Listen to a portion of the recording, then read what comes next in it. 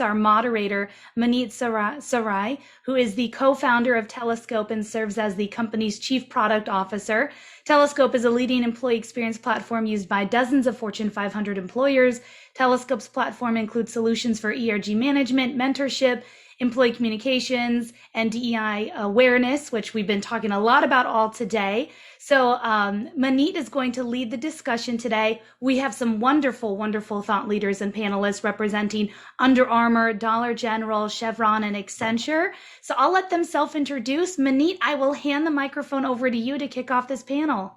Yep, thanks a lot, Charlene. Really appreciate it. I appreciate you teeing up this panel and having everything getting organized. So as Charlene mentioned, my name is Maneet Sarai. I do serve as the VP of Products for Teleskope.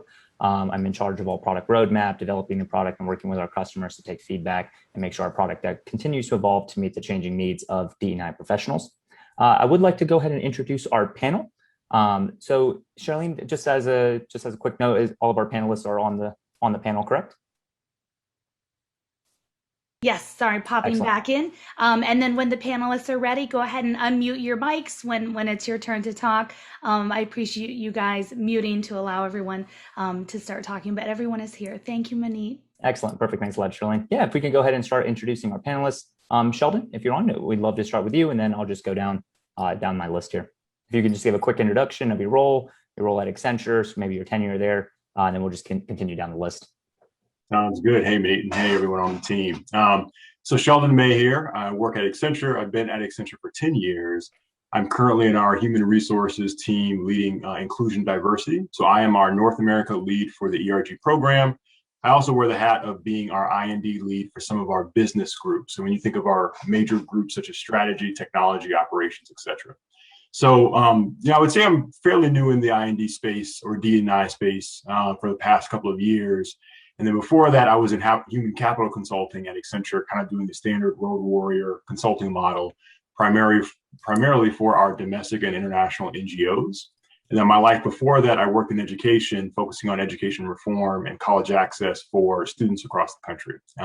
Based in Charlotte, married with small kids, and happy to be on the panel and work with all of you. Excellent, perfect. Thanks a lot, Sheldon. Johné, if you're on, if you can just give a quick introduction of your role, your time at Dollar General, that'd be great. Thank you. Thank you, Maneet, and welcome to all of my guest panelists. Happy to join you all to have an important conversation today.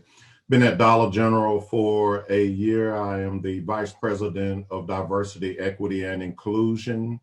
Been doing inside out work for the last 25 years. Prior to Dollar General, worked at Korn Ferry, where my major was diversity, equity, and inclusion, and my minor was leadership development. 3 words I never want to hear associated with diversity, equity, and inclusion are initiative, program, and event, because they all signify an endpoint. Thank you, appreciate it, John. I really appreciate that. Jessica Rice, if you're on, if you could just give a quick introduction. Hi, Maneet. Yes, I'm here, and good afternoon, everyone. So I'm Jessica Rice. I'm the Global Head of Diversity, Equity, and Inclusion at Under Armour. I've been with Under Armour about 7 years and double-hatted in this role for about 5. I was also leading the Talent Development Center of Excellence and now full-time in this role. And I'm located in Baltimore, where it is storming pretty badly. So hopefully my connection stays up and running. Excellent, perfect. Yeah, we'll keep that in mind, Jessica. Appreciate that. And then finally, Kristen, if you could, from Chevron, if you could give a quick introduction on yourself. Hi, I'm Kristen Craps. I work at Chevron instead. I've been at Chevron for about 10 years. I manage our employee resource groups, and we actually call them employee networks at Chevron because they've been around for about 20 years, back when people used to call them employee networks. So we've kept that name going, but I manage our ERGs, as well as provide some governance over our racial equity strategy and several other diversity and inclusion related initiatives that we have throughout Chevron. So happy to be here. I'm located in Houston, Texas. Started my career in finance and had the pleasure of serving as our Black Employee Network president sometime throughout my tenure at Chevron, which led to an opportunity of a lifetime to work in my passion leading the programs here at Chevron. Excellent. Perfect. Thank you all for that, for those introductions. Those were great. So one thing I think that would be really important for the audience here is that if we can get some sort of context and perspective of the overall ERG programs that you oversee. So things such as the history of ERGs, as you had just mentioned, Kristen, perhaps the percentage of your employee population that is in employees, as well as the geographical scope, if that's North America, if that's worldwide, and so forth. So Kristen, so I think you just kind of alluded to that right away. So Kristen, if you want to just go first and just give some overall context for our audience here, just so they understand the nature of your program, and then I'll go down my list as well. Hi, sure. So thanks, Maneet. As I mentioned, we actually started our employee network programs 20 years ago. So we just had a really formal celebration with all of our enterprise leadership team of our ERG programs. And we started small, but have now reached a point where more than 40% of our employee base are a part of our ERGs. And so those are global ERGs, so global employee network programs where we do have lots of structure there. So you have myself, and I actually have a support team. So I manage kind of strategically where our ERGs are, and I have a support team that manages day-to-day operations as well as handling some of the logistic and tool support that we may have associated with these groups. Global, as I said, and then as we look at it, we have leaders. So we know that we all have ERG leaders, but we have a global leadership team that's an employee network president, and they'll have a whole team of communication officer and treasurer and so forth, and then chapter leaders. So each of our respective chapters around the world also have their own leadership structure that falls in, which really allows us to give kind of that breeding ground to understand how to run a mini organization within our company. So that just adds to some of the leadership development that our leaders get. And so we have more than 100 chapters now circulating worldwide. Excellent. Perfect. Thanks for that, Kristen. That's very helpful. So I'll just go in reverse order here. So Jessica, if you just want to give a quick overview of your ERG program, even if you have different nomenclature, whether it's not ERG or TMRGs and so forth, feel free to articulate that as well, just because I think it's unique, the differences there. Yeah, Maneet, I think you knew where I was going, because the first thing I was going to say is we actually call our groups TRGs, so Teammate Resource Group, and it's going to be very hard for me to say ERG because I'm so used to saying TRG, so you know what I'm talking about. So Our first one was established in 2017. It was BEAT, which is Black Employees Achieving Together. Then we expanded to 11, and I think we've settled very comfortably at 9. And there are about 2,000 teammates that are part of our TRGs, and that's about 15% of our total population.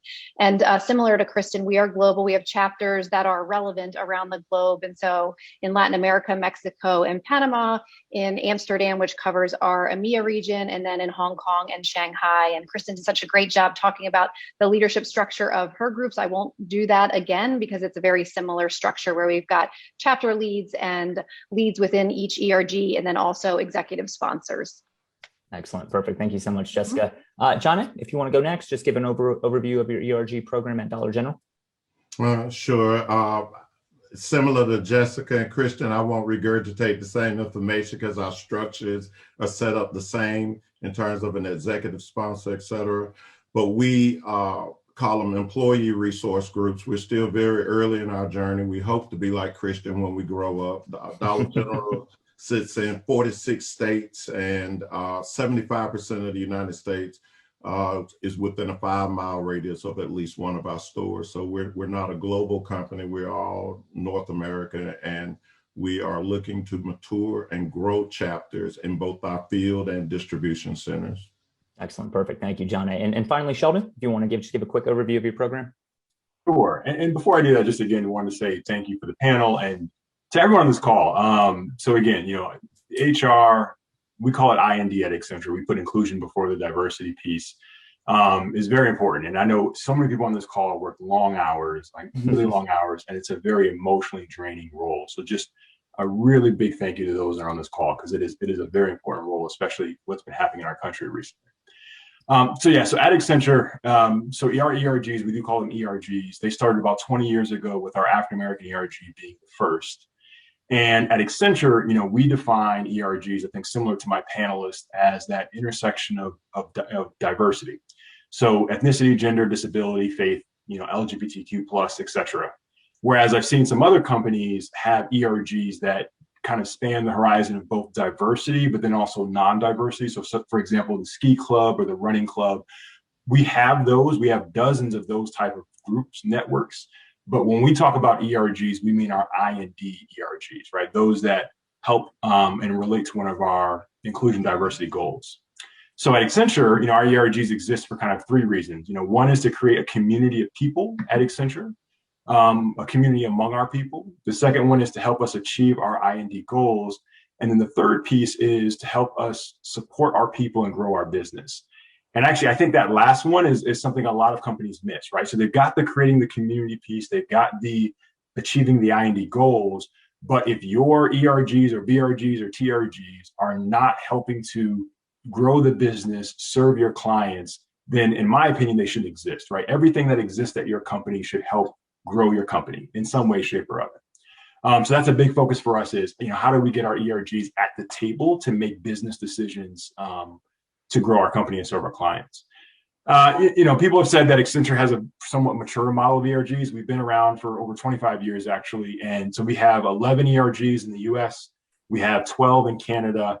Many of our ERGs have sub-ERGs. So we have an interfaith ERG, for example, that also has the various faith ERGs, Baha'i, Christian, Muslim, etc. And similar to my panelists, our ERGs have that structure where there is a national executive sponsor who is a managing director. They have a national lead, and then there's also a national board of directors, in essence, like people that are driving those ERGs. And then that replicates at the chapter level. So at Accenture, we have 60,000 employees in North America. Half of them are in one ERG or another. So about 50% of our membership. The other thing to point out is we do have a global model of ERGs. I'm going to focus on North America because that's kind of my fiefdom. The other thing to point out is that our HR team provides funding for our ERGs to operate and do their business. So our ERGs, again, similar to my peers, they're basically ran like small nonprofits. You've got your leader, your sponsor, you've got your board, they have chapters that replicate that. And then HR, we provide funding to those ERGs, and then they disseminate that among their chapters every single year. So so we've grown, we've got these large groups. And then the other thing is that this is a +1 for our leaders, meaning they have their day jobs, 9 to 5, whatever those hours are, and they do this outside of their day job. Excellent. Actually, Sheldon, so that's a great segue into sort of my next set of sort of targeted questions here. And maybe we can just tee that up with you, and then I want to call in some other panelists. Now, how are you actually incentivizing your ERG leaders? So as you just said, all these folks have day jobs. They're, whether they're on the consultant side or the internal side, they have sort of what they need to do for the business, but then they're taking on these sort of extracurricular roles, perhaps out of passion or because they want to get leadership exposure and so forth. And there's been a lot of things in the news right now about incentivizing ERG leaders, as you can see from companies like Twitter and LinkedIn and so forth. So, Sheldon, if we could just piggyback on your notes there, what is sort of the incentivization model for your ERG leaders to take on these responsibilities? Because oftentimes this does require extra work, and it's not, a 5-minute task. They obviously spend a lot of time engaging their ERG memberships, creating events, organizing, and so forth. So, if we could start with you, Sheldon, then I'll call in some other panelists as well. Yeah, absolutely. So that is a big discussion that we're actually having now is how do we further incentivize our employees? So the way it works now is, again, they've got their day job, they do this outside of their day job. So why do people do this? Passion, hands down, is the number one reason, right? When you talk to our leaders, you talk to our sponsors, they're spending lots of hours doing this work. It's because they truly, truly care. And they realize that, as they climb up the ladder, they've got to grab other people and raise them as well.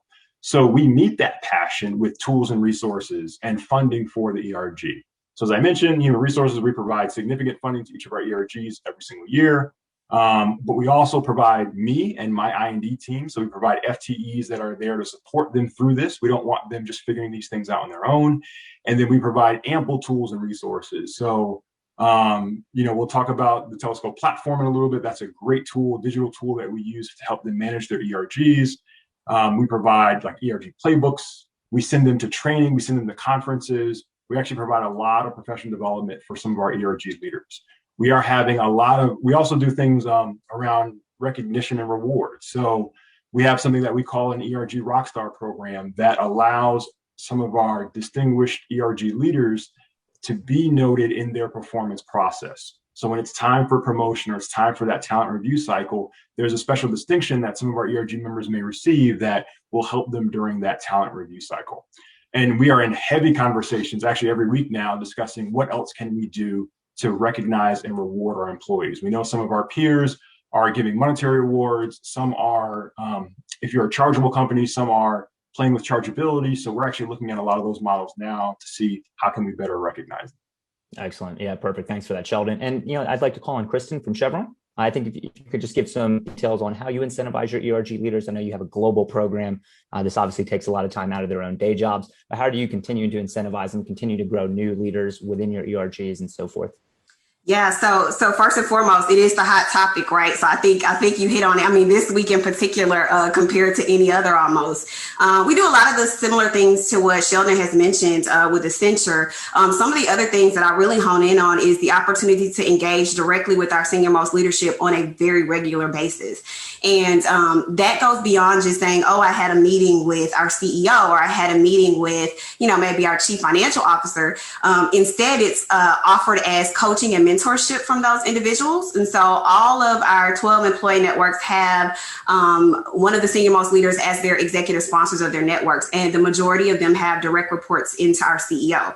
And so with that comes the advisor, you got that advisor role. But when we walk through onboarding with our executive sponsors, one of those clear expectations is to mentor and coach the individuals to which they have been assigned a network or that they're working as a network. So you get that one-on-one coaching from our senior most leaders, which oftentimes turns into informal sponsorship, as well as, the opportunity to speak on what you brought to the table. We have a recognition and awards program where we do every year, particularly our presidents, and then it goes down from there. But we do recognize them through our formal recognition and award program. And we also send written recognition of all of the accomplishments that they had for the year directly from our Chief Diversity and Inclusion Officer, which in copy is our CEO and other leaders associated with that organization. So those are some of the things. We do the other things, professional development opportunities.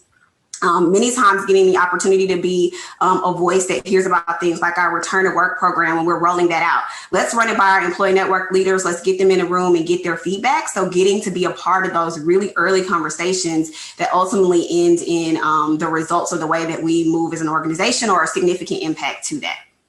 That's excellent. Perfect. Thank you so much, Kristen. I think those are both great remarks on behalf of Accenture and Chevron. So I see we do have a question here. This is actually targeted for Johné at Dollar General. The question does ask, with so many retail locations, how does Dollar General structure ERG so people in the stores are able to join and participate? This is actually one of the questions I had on my list here.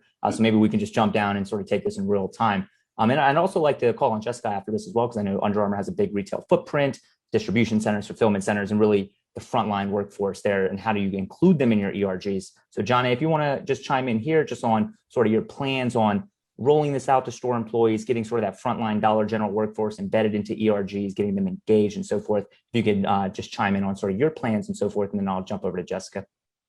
Yeah, so it's a great question, Maneet, and it's timely. One of the things I'll tell you is a key part of our plan is the partnership that we have with Teleskope and leveraging the platform that allows for us to be able to easily grow chapters in our field and in our DCs. But the other thing is the blocking and tackling of making sure that it has stickiness once it happens. And so what we've done is for FY21, we were intentional that on each one of our ERG's leadership boards, we brought 2 leaders along from our field and from our supply chain side of the house that are walking beside our ERG leadership, and they are part of actual events that are taking place now. And so we're in a test and learn mode this year where all of our events, whether they be virtual or not, have been open for both field and DC. And we've seen amazing return on investment of that time because we've set records when it's come to virtual event participation. And then the plan is in FY22, each one of our 5 ERGs will have chapters that are extended out intentionally, and the ownership is with those leaders that walk beside our main chapter, if you will, or our home office chapters, if you will, this year. So that's some of the things that we're doing to make sure that we grow at a pace that's sustainable, and again, that we have stickiness when it happens. Excellent. Perfect. Now that makes perfect sense. Johné, Jessica, if you'd like to chime in from an Under Armour sort of perspective, I know Under Armour has a lot of distribution centers, fulfillment centers, perhaps store locations as well. How are you sort of tailoring your ERG programs and your overall DEI program to get in front of your frontline workforce there? Yeah, it's a really good question. I would say we certainly haven't perfected this, but we are working on it. So out of our 14,000 teammates, 11,000 of those are in our retail stores and distribution centers. So such a large portion. And so we've been really working to figure out what is the appropriate infrastructure to have to reach those field employees. And so we've had some real success stories in our distribution centers. And really it is more about kind of logistics and communication than it is about anything else. So when are we scheduling events? Are we doing it at appropriate times for shift work? Can people attend on their lunch hour? And I think the other thing that we've been really cognizant of is that the majority of the people leading the overarching leadership teams of our TRGs are corporate teammates. So how do we make sure that group really understands some of the constraints that happen with our frontline workers around when they can't participate, how they need to be communicated to? So for example, our store associates don't have access to Under Armour email. So we really have to think about, do we post something in the break room? What is the most appropriate way to communicate? So we've seen an absolute uptick in participation, but similar to Johné, our goal for 2022 is to really integrate more of our retail locations into the infrastructure of our TRGs. Yeah, and I think just from a personal experience, I think this will have massive ROIs for sort of all companies that can sort of solve this problem, both technically as well as just from a process and communication standpoint, because it does sort of bridge this gap from frontline to corporate, right? And what better candidate is there than someone who's on the front line of your workforce, who's in front of your customers, who's actually checking products out in retail store locations and so forth, to be able to sort of allow them to build these connections with their corporate counterparts, build these relationships, and create this natural segue. I think we'll have massive ROI impacts for the organizations that do it right. That's great. So my next question here, just to want to pivot real quick, just to the overall promotion of ERGs. How are you promoting these ERGs within your organizations? Does that include, including ERGs in your onboarding for new hires and so forth? So I think we can have a great conversation here. I'd like to ask Sheldon from Accenture, if you could sort of chime in from the Accenture lens on how do you promote your ERGs? How do you get in front of as many employees as possible, especially with the scope of Accenture and having such a workforce with so much movement? People are going to client sites, people are sort of all over the place. You don't have this sort of centralized office everywhere and so forth. How do you actually go about promoting this to ensure that employees know what ERGs exist, how to join them and so forth? Yeah, well, there's a great tool out there developed by Teleskope. And to be honest, a lot of us are smiling on the call because it really was a game changer. So, Accenture, we're the intersection of technology and business, right? Almost everything we do has a tech component to it. We develop lots of technology, but we actually still looked out in the market for a tool that could help us manage and centralize our ERG efforts. And we stumbled upon Teleskope. So what Teleskope has allowed us to do is to have that one-stop shop for all things ERG. In the past, so a year ago, it was all over the place. Some of our ERGs were using Excel, some are using PowerPoint, some are using paper. Different locations around the country, we're using different processes to sign up for ERGs. So perfect example, our Native American ERG, which is one of our smaller ERGs, they don't have a chapter in every single city. So they don't have a chapter in Austin, Texas. So if you were in Austin, you may not have heard about the Native American ERG. It just wasn't a consistent process. So by moving to one platform where all of our ERGs are located, it made it a lot easier. So now every single new joiner at Accenture, and there are thousands every year, learn about our ERGs within their first 2 days, because now we have a one-stop shop place to go to. So we do infuse it into our new joiner orientation within their first 2 days, but even at the recruiting point, like starting earlier in the talent life cycle, we have materials that we are giving our recruiters that are going to conferences, going to campuses, that not only summarize our I&D strategy, but that also mention our ERGs. So we have a cool YouTube video that highlights our ERGs. So we have materials where they're learning that this is something that we care about from day one. And then when they enter the doors, they're going to hear about them. And then they're going to constantly be reminded about our ERGs. So one other quick analogy. So in college, we had fraternities and sororities on campus, and they ran everything on campus. Every party, every community service event, you name it, was hosted by one of our fraternities and sororities. At Accenture, it's very similar. Our ERGs run the social scene, the community service scene. Virtually all of our events happen through our ERG. So you're going to hear about them one way or the other. You're going to join one or the other. And it is very important to get that out there up front so that they can be part of those communities. Excellent. Yeah, perfect. Kristen, I'd love to call on you again, just for sort of on this same topic of promoting your ERGs, getting new hires onboarded into your intern classes and so forth. within Chevron. What is your sort of perspective on this and lens on how you're actually promoting your ERGs?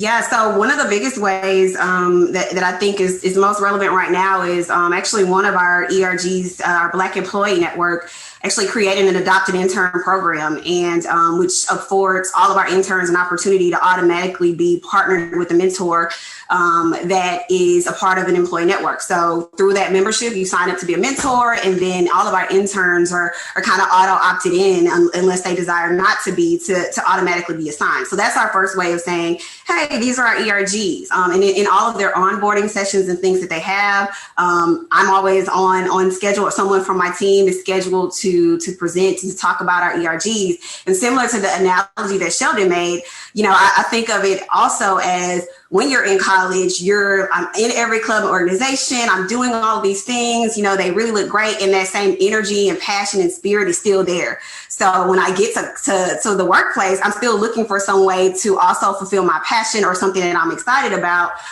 just along with doing my work and learning and growing. And so our ERGs really provide that opportunity, similar to what Sheldon was saying. And so the ERGs are always on it. Trust me, it could be us bringing on a new partner or bringing on a new organization. They're at me before I could even come to them to approach to say, when are we going to get a chapter started in Pasadena? When are we going to get a chapter started here? And so it's really a joint effort between the leaders, working together with my team to make sure that we really get the message out. But when we're back in person, Chevron's not yet back in the office full time, but when we're back in the office, we usually have membership drives multiple times a year that allow the opportunity for all of our groups, our networks to come together. We have 12 to come together and actively recruit and tell about the organization and what they have to offer. Excellent. Perfect. So I do want to shift gears here. I know one of the big topics that a lot of people are probably interested in is learning about KPIs. This is sort of a huge question that everyone's trying to figure out how to report on your KPIs. What are the sort of the key metrics you're looking at? What does your senior leadership within your organizations want to see? What does the board want to see? So I'd love to call on Johné first from a Dollar General standpoint, where you kind of say in your role, what do your superiors want to see? What does the senior leadership within Dollar General want to see from a DEI as well as an ERG perspective?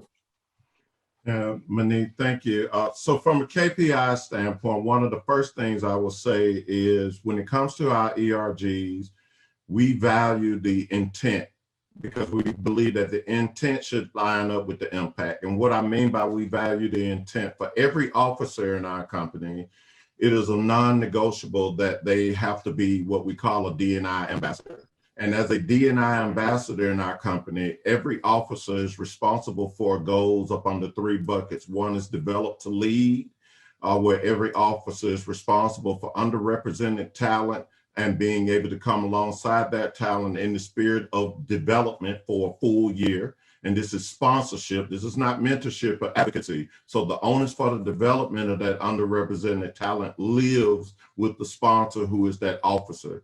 The second thing is every officer, as a part of our D&I ambassador program, is responsible for what we call leadership on the move. And leadership on the move is where we are intentional from the standpoint of officers having a bank of resources and beyond the sort of scheduled transformation workshops that everybody gets throughout the organization all year long. They have to leverage these resources, and we measure it because you already know what gets measured is what matters.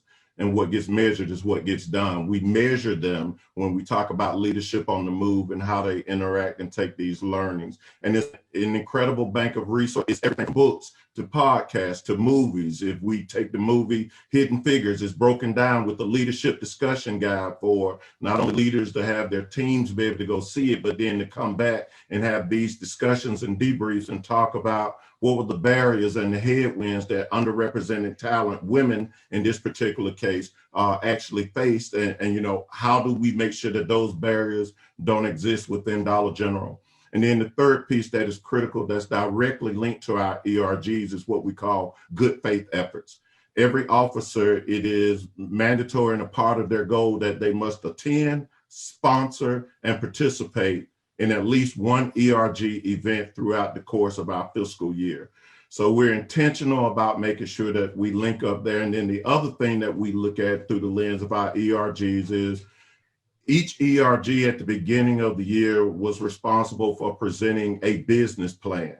And within that business plan, beyond what they do from a community activism standpoint and from a volunteerism standpoint, we were intentional about they must be linked to a business pain point and come alongside as a part of the solution for it. So it was kind of like in Kristan's case, our AAERG, for example, is intentional about building the bridge with HBCUs and being responsible for that mentorship program and that internship program. So we're being intentional about bringing interns in, they mentor them throughout the summer, and then the AAERG is the one that ensures that they have a capstone event in front of leadership at the end of the summer. And then after that capstone event, the intention is to offer them early in career opportunities. And then what we did was partner with Inroads, and the AAERG oversees that relationship.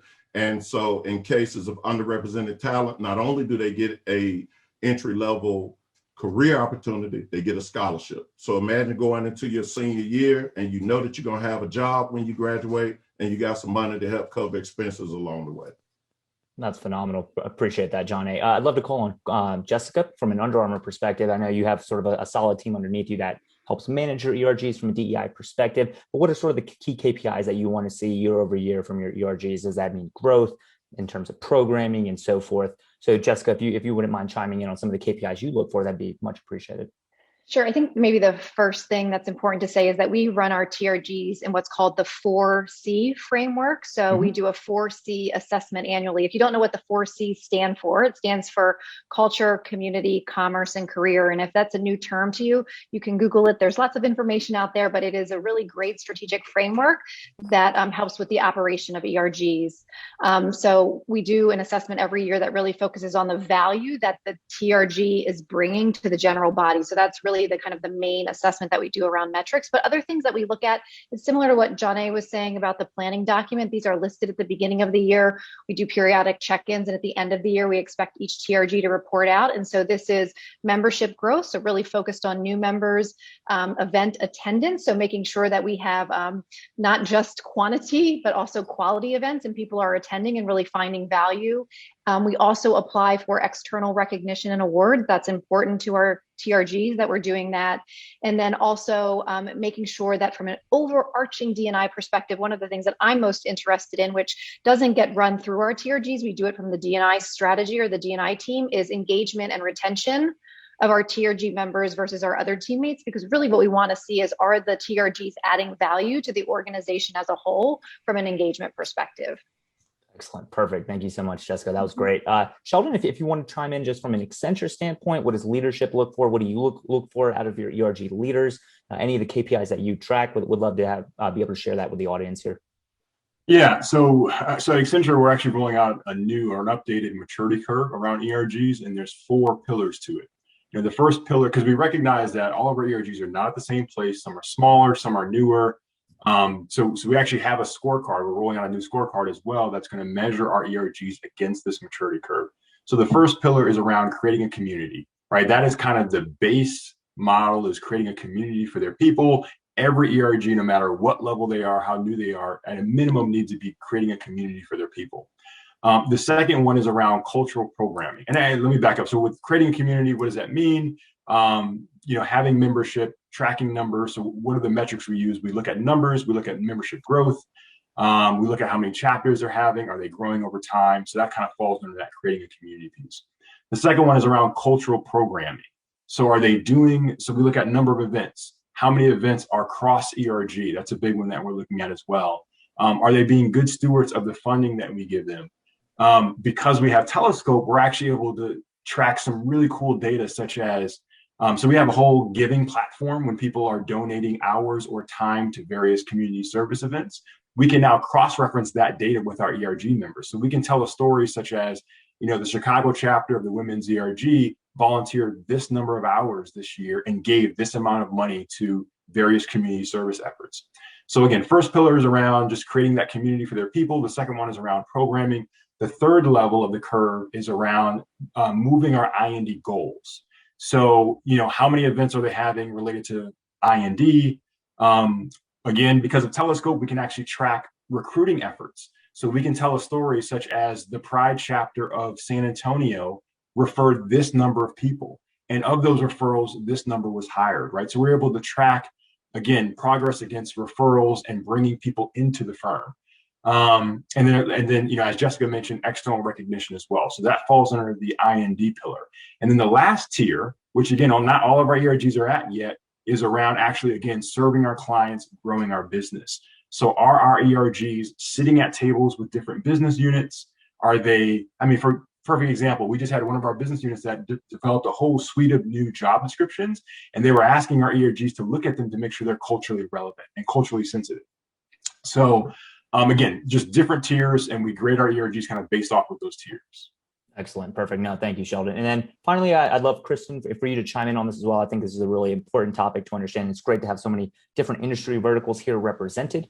So Kristen, if you could chime in from a Chevron lens, what are sort of the key KPIs that you track amongst your sort of core DEI team that you're in charge of, as well as, you know, on the broader perspective, what does your leadership want to see? What does the CDO at Chevron want to see, and so forth? Yeah, so great question. I think it's tiered for us. So we'll look at overall kind of operational goals and success of, you know, the overall employee network group or program. There we're able to look at some of our employee survey results and compare those against our employee network members to see kind of where they rank in terms of those things that we look at. So we're able to look at that at a higher level. In terms of our executive sponsors, our management sponsors, we're getting active feedback from our employee network leaders about how they're doing. And, you know, our CEO wants to engage and know what that feedback may be, where are the opportunities.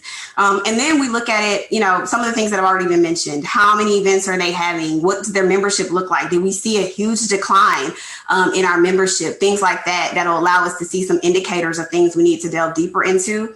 And then the final tier that I'll talk about is respective to the respective employee network. So each one of them does build a business plan, similar to what Johné said. And in that business plan is a requirement to identify what good looks like for them every year. So is it a percentage of satisfaction of your members? Is it how many events that you're able to throw? Is it, you know, how much community engagement you have? And from those things, they're able to make their own comparisons to see what their success is. And we're able to see that as well. So it goes kind of from the top down in terms of what we look at all the way up from senior leadership, all the way down to our individual employee network members. Excellent. Perfect. Now, I think that was a great range of KPIs across a multitude of industry here, different types of business types and so forth. You know, one of the questions that I'd like to throw out here for the group. So there's obviously, as Sheldon mentioned earlier on in the panel, a lot of things going on in the world right now, a lot of things affecting different types of communities. You can just watch the news and every day there's something new. And so my question to the panel is, how are you engaging your ERGs to respond to these types of current events, you know, be it political, be it, you know, geographical or so forth? How are you equipping them to do the right programming, ensuring that the programming going out is timely, it's reviewed, it's not going to offend anyone else? Because a lot of these groups are, you know, in very peculiar situations now. So, you know, Sheldon and me and you have several conversations about this during our syncs here. I'd love to start with you, and then we can go down through the panelists. But, you know, within Accenture, how are you empowering your ERGs to respond to these types of events? But how are you also reviewing some of the content they're putting out to ensure that that it's well-rounded and it's well said? Yeah, let me say, if my panelists have figured this one out and solved it, I'll take the solution because, yeah, Maneet hears me talk about this a lot. I mean, we know we are in a very complex time right now. And that's right. I mean, honestly, we've been in a complex time for hundreds of years, but we're really in a complex time right now. And being in this space, it's challenging, it's taxing, it's emotional. And, you know, at Accenture, we see our people as family. And whenever a family member is hurt in your family, you reach out to them, you take care of them, you give them space to vent. That's right. And it's the same thing at Accenture, right? So, you know, when our Asian community is experiencing a pain, and when our African-American community, our Pride community, our Jewish, our Muslim communities are experiencing that, one thing that almost always happens is we do create a space for our people to be able to express themselves. And we create a safe space. Now, there's guidelines around that. We make sure there's always an HR person in those conversations. But when something does happen in the community, typically our first response is, first, let's reach out for safety. Let's make sure our employees are safe if there is something going on and if it's active. But then, you know, oftentimes we want to create a safe space for people to be able to talk, hear what they're feeling, hear what they need. Our top leadership, oftentimes our CEO, are part of those conversations, listening to our people, hearing what's going on. And then from there, we decide, you know, what's the appropriate action? Does this warrant a response from our CEO internally? or from some of our leadership internally? Does it warrant response externally? Are we posting things in social media? And if you Google us, you'll find a lot of posted statements from our both North America and our global CEO. And then but we have a very, very robust process about this. Our marketing team is involved. Our legal team is always involved. Our HR team is involved. Employee relations, in case people have an instance where they need to discuss that happened that maybe needs to be followed on. So it is a lot of effort every time something like this happens in the community. And I'll be honest, we don't have the silver bullet of what to do each time. We have a general process that we follow, but I'd love to hear from our other panelists as well. Like, what's been working for you? What hasn't? Definitely. No, that's great, Sheldon. I'd love to call on Jessica. Jessica, if you'd like to chime in from an Under Armour perspective. I think this is a very important question. It's very timely. So I do want to give all the panelists some time to chime in on this. So Jessica, if you'd love to chime in, that'd be much appreciated. It's very timely. And I think Sheldon captured it when he said it's complex and there's no silver bullet. I feel like I've been saying a lot. People will say, well, what's the best practice? And I keep saying there is no best practice. Like, we are in a new time and place. So we're defining the best practice right now. And so similar to what Sheldon said, we have a very cross-functional team that looks at these issues, whether it's marketing, corporate communications, legal. I think where the TRGs fit in for us is number one, we expect a feedback loop, right? So if there's something happening in their community that they feel we should address, whether internally or externally, we create a safe space that they can come and we can talk about that and have a discussion about the best way to address what's happening. And then also, two-way feedback is that if we feel as an organization there's something we should speak about that's happening in their community, we are absolutely not going to do that without gathering feedback and making sure that they've provided input into our response to make sure that it feels appropriate for that particular community.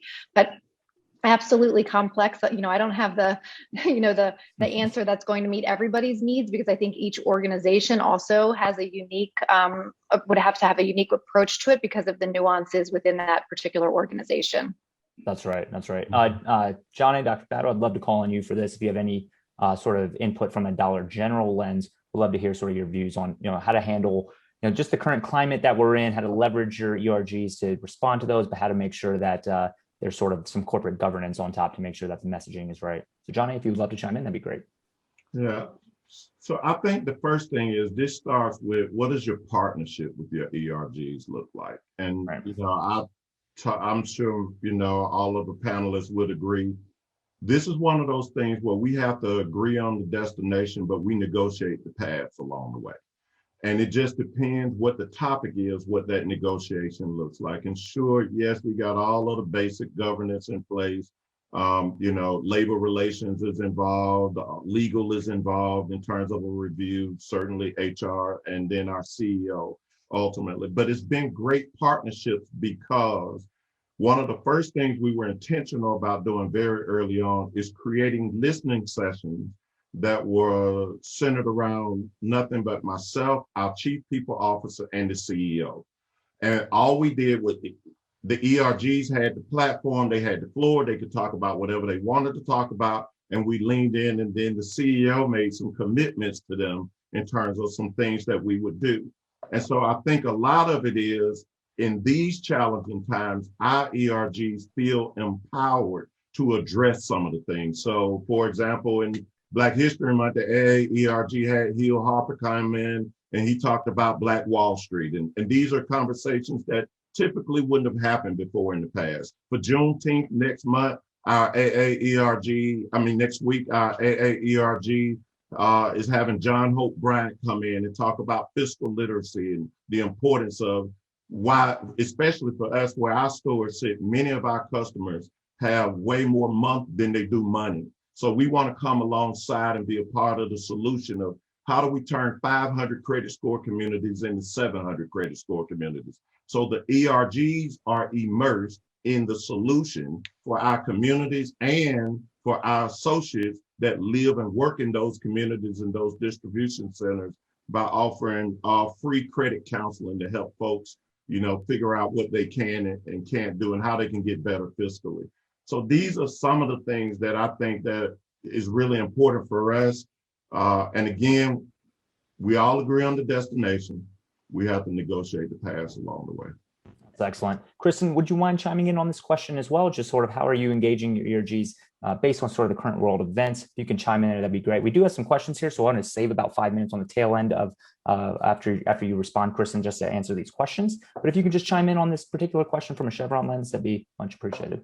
Sure. Okay. I'm going to get this all in 1 minute because that's what we have until we're at the 5-minute mark. But similar to Johné, we have a Chairman's Inclusion Council that I facilitate. So all 12 of our employee network presidents do engage directly with our Chief Diversity and Inclusion Officer, our Chief Human Resources Officer, our CEO, and then all of his direct reports actually engage in this session. We have it 3 times a year. And in those meetings, we had already started this dialogue process well before the murder of George Floyd pushed us into a whole new arena. I think everybody will agree. But there you could raise any issue that you may have. It was really leadership's opportunity to get a real pulse of the organization and what was going on. So we were talking about things that aren't even specific to, at that time weren't specific. So we were talking about remote work and what that would look like 2 years ago before we knew that any of this was going to happen, right? We would say, oh, it's concerning because of these things. So that's one aspect. I think the other one is also for us that we have an internal social networking platform. And on that platform, our CEO really made the first efforts to start talking freely about topics, which really opened the door for everyone. So as we've seen the Stop AAPI Hate movement, we've seen the Black Lives Matter movement and so many other things that have happened, even when we were having elections and so forth. Our employees have a free for all to go there and express how they may feel, to have active dialogue. And it's been something that has really been a game changer for us. Another one was our Chief Diversity and Inclusion Officer started really provocative topics 2.5 or so years ago. So we were talking about things like immigration and I am not my hair and things like that, both in our social media, in our social platform, and then also via email. So we were having those kinds of dialogues that made people really comfortable. Now, when we think about the messaging and how it goes out, I want to make sure I'm clear here. We do have guardrails in place. We do use Teleskope's products. And through that, we do have workflow processes to ensure that those messages that may be really passionate, and we want to get it out, but that it's going through the proper level of review. So we're sending it through, it might be a chapter level member who's passionate about something that puts out an email. Well, that employee network president or some designee from the global leadership team is also going to have to put eyes on it. And so will someone from my team, right? And so that 3-tier approach allows us to catch things, not all the time. Let me be clear, not all the time, but for the most part, it allows us to catch things before maybe some more passionate dialogue that's not necessarily aligned with the company's position on things or with our values may be put on the front street there.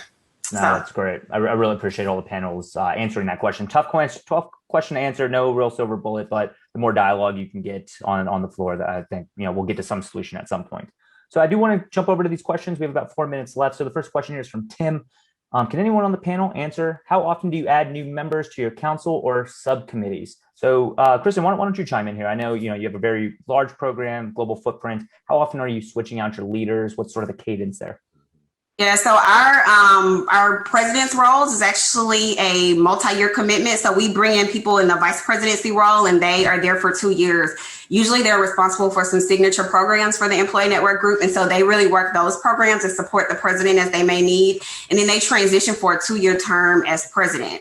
The other roles, either at the chapter level or global leadership team levels, we like to see a 2 to 3 year rotation, but there's a lot more leniency there. As you all know, with people changing, we're a global company, people are moving around and such. You want to make sure that, if the folks at a necessary location want to have a chapter and there's a leader willing to lead, we're totally supportive of being there as long as they need to in order to see that success.